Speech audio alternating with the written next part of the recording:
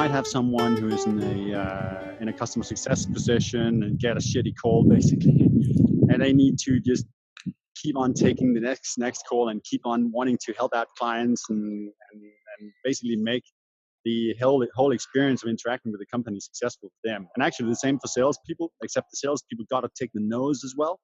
That's specifically what we do is we try to make sure that the sales guys have the kind of character they need to be successful. And more than anything, I think in sales, that's all about keeping on chipping away at having a process that works for you when you're trying to help companies and customers and individual human beings solve whatever problem that you're there to help them solve. Yeah, absolutely. Quick question here.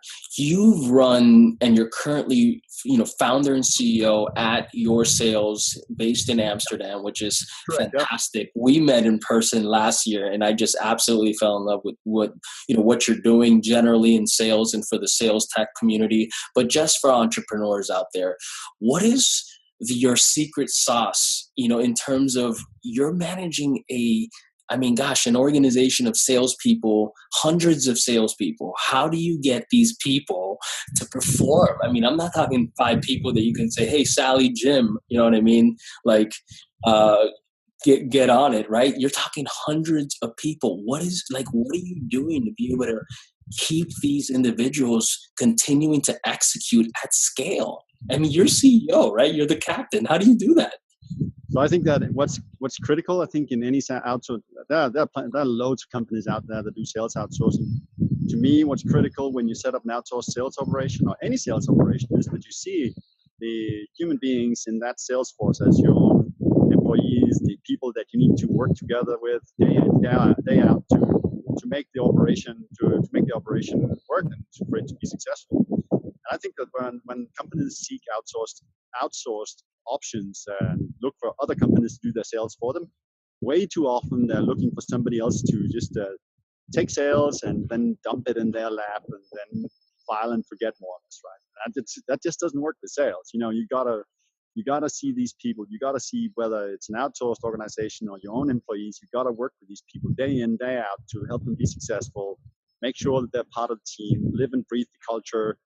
And if you don't, well, then what you'll get is detached employees or detached partners, if you call it what you want, salespeople who are not really attached to whatever it is that you're trying to accomplish. And that doesn't work. Absolutely. That really resonates with me, Jakob. When I was a door-to-door salesperson, of course, I talk about it all the time because it was such again, inspiring and educational sort of experience for me. But what I realized that, we were doing commission-only sales. There was nothing guaranteed. And yet, our leadership team was able to not only recruit us for one summer, but there was no commitment, right? You could quit day 2, but yet we would sit there for 13 weeks, right? And there was something that they did. And I've been continuously sort of thinking about what did our leadership do back in those days? And I think that it's what you just said. Part of it, of course, is what you just said. And that's getting everyone involved with the vision and involved and feeling empowered and those sorts of things and continuing to do that on a consistent basis, not just one rah-rah meeting. It's almost like every conversation we would have with our leadership, and this organization was called the Southwestern Company, was just inspiring and in our best interest sort of thing, right? And of course they were incentivized, right? They were incentivized to absolutely keep us excited and focused, etc. But, that's the point, I think, right? Wouldn't you agree? Our job as leaders is to continue to improve the lives of our people. Exactly. And that's what you are.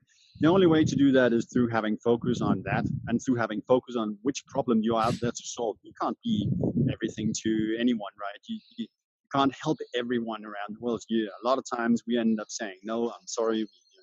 I say a lot of, no, I'm sorry, I can't help you with that. These people may be able to help you, but with my organization, this is not quite what we do. You have a product or an offering that's not quite what we are used to selling. So I suggest typically in those situations to speak to different people.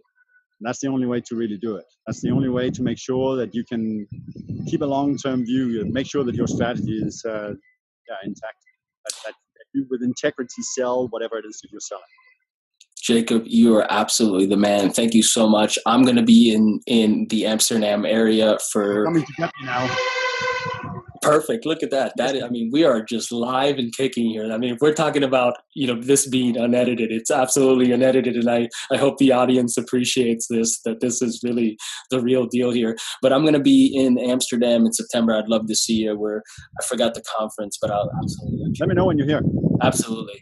Well, have a great day. And thank you so much what you're doing for the sales community, the sales tech community, and of course the entrepreneurial community there. If I can actually say that again, entrepreneurial. I can't. No problem, George. I love that topic. About sales. Absolutely. Well, have a great day. Thank you so much. You too, man.